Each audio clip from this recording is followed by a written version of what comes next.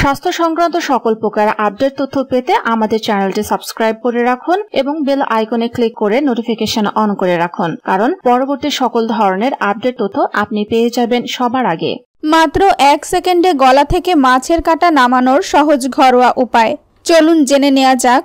অনেক সময় তাড়াহুড়ো করে খাবার সময় গলায় মাছের কাঁটা ফুটে যায়, আর তারপরে শুরু হয় যত বিপত্তি। গলায় মাছের কাঁটা বিঁধলে অসম্ভব অস্বস্তি শুরু হয়।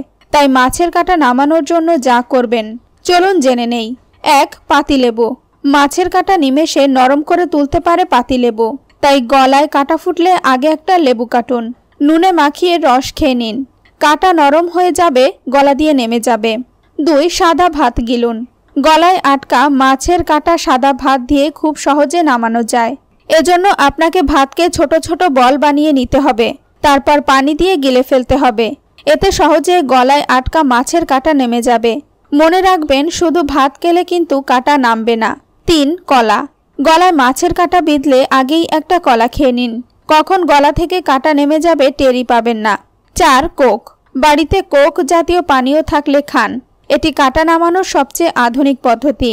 গলায় মাছের কাঁটা বিঁধলে এক নিঃশ্বাসে যতটা সম্ভব কোক খেয়ে নিন, কাঁটা নরম হয়ে নেমে যাবে। 5. Olive oil.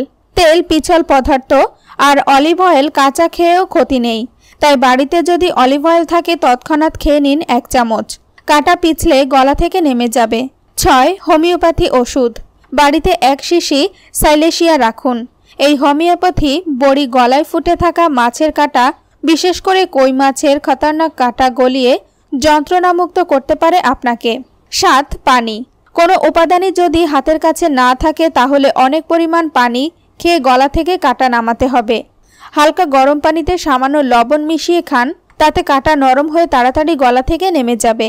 8. ভিনেগার। পানির সঙ্গে সামান্য পরিমাণ ভিনেগার মিশিয়ে পান করলে গলায় আটকা মাছের কাঁটা খুব সহজে নেমে যাবে। এটি ঠিক লেবুর মতো কাজ করে। তাই বন্ধুরা, আপনার বা আপনার পরিবারের কারো যদি গলায় মাছের কাঁটা আটকে যায়, তাহলে এই উপায়গুলির যে কোনো একটি ব্যবহার করে দেখতে পারেন। আশা করি উপকার পাবেন। ভিডিওটি ভালো লাগলে লাইক দিন, কমেন্ট করে আপনার মতামত জানান এবং ভিডিওটি শেয়ার করে আপনার বন্ধুদের জানিয়ে দিন এবং চ্যানেলটি সাবস্ক্রাইব করে আমাদের সাথেই থাকুন। ধন্যবাদ।